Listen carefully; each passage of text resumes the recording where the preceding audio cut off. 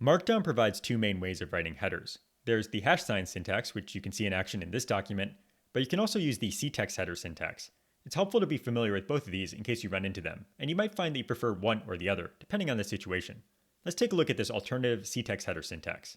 So in this Markdown file, you can see that we're currently using the hash header syntax. So that consists of a hash sign and then the header text. And we use one hash sign for a level 1 header, two hash signs for a level 2 header, and so on. Let's start converting this to use setext headers instead. Setext headers are just a different way of writing the headers. The result is still the same, so we're still going to get a header in the rendered document over here, but we're just going to write it in a slightly different way. Let's convert this document over. So I'm going to start on the level 1 header here, going to get rid of the hash sign. And to write a setext header, instead of writing anything on the current line of the header itself, we're actually going to go to the line below the header text. So this is the header text that we want. And now I'm just going to write one or more equal sign. So I'll start with a single equal sign. As soon as I added that equal sign, notice how in the rendered Markdown, my library is now being rendered as the header. So this is just like what we were seeing before when we were using the hash sign. This is because we have now created a setext header. So it consists of the header text and then the next line with one or more equal sign. Typically, people will not use a single equal sign. You'll often see 3 at least, but oftentimes you'll actually see more equal signs. So people will typically have the same number of equal sign to match the length of the header text itself, or they'll extend this to actually go out to like line 80 or wherever you're going to wrap your document. But you would typically have more than one equal sign, but it is not necessary. By adding these equal sign below the text, we have created a header. And the rendering, again, is going to be exactly the same as when you were using the hash sign. So we're still getting a h1 element in the generated HTML, but we're using this alternative syntax to write it instead. So that's the setext header syntax for a level 1 header.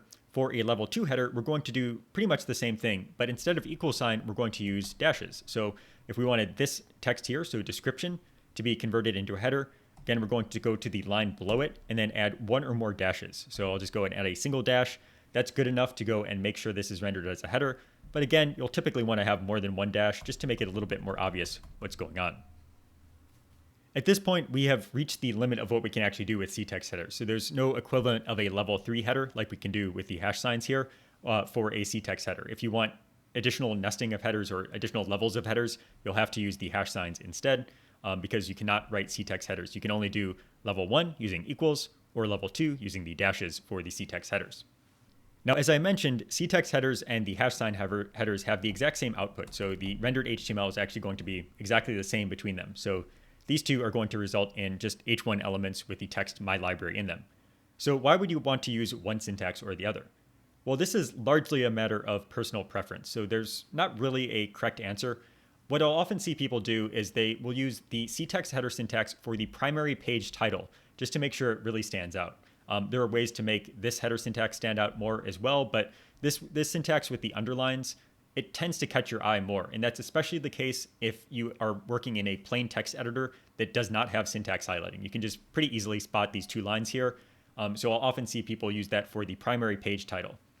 Personally, I don't use the setext header syntax very much and instead just stick to the hash sign because it's consistent and I find it a little bit easier to write. However, it does always help to be aware of these different syntax features in Markdown in case you run into them in the wild.